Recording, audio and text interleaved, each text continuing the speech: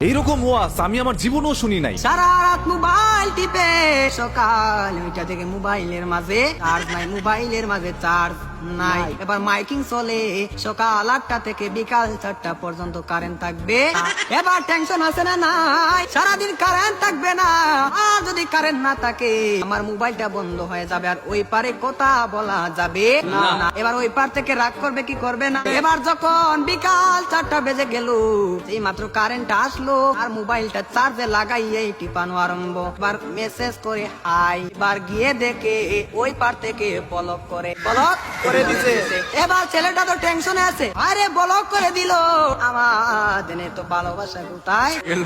এবার 2 দিন পরে ব্লকটা খুললো, 2 দিন পরে ব্লকটা খুললো। এই 2 দিনের মাঝে ছেলেটার আরেকটা হয়ে গেছে, আরেকটা হয়ে গেছে। এবার মেয়েটা বলে তোমার সাথে আমি পালিয়ে যাবো, আমাদের বাড়িতে মানবে না, চলো আমরা পালিয়ে যাই। আমি রাগ করেছিলাম, আমার রাগ তুমি কেন ভাঙ্গাও না। আর ছেলেটা রাগ কি ভাঙ্গাবে, এই 2 দিনের মাঝে আর একটা কপালের মাঝে জুইটা গেছে। ওই মেয়েটা বলে চলো আমরা পালিয়ে যাই, ছেলে বলে চলো। আর ছেলেটা মনে মনে ভাবে তোমার একটা শিক্ষা দিতে হবে। এবার মেয়েটা সকালে স্টেশনের মাঝে গাড়ি গুটি লইয়া রেডি। এবার ছেলেটা তো আসে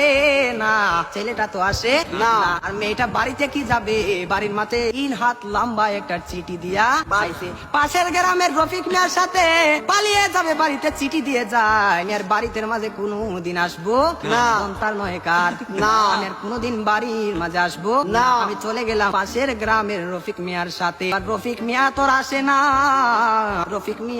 আর আসে না, এবার 1 ঘন্টা চলে যায়, 2 ঘন্টা চলে যায়, ছেলেটার মোবাইলে বন্ধ। মেয়েটা তো আর বুঝার বাকি হলো না, আমাকে চলে গেল ছাড়িয়ে, আমাকে ফাঁকি দিল, এখন তো মরা ছাড়া কোনো উপায় নেই। পরের দিন সকালে মাইকের মাঝে আওয়াজ শোনা যায়, সকলে পড়ি ইন্না লিল্লাহি ওয়া ইন্না ইলাইহি রাজিউন।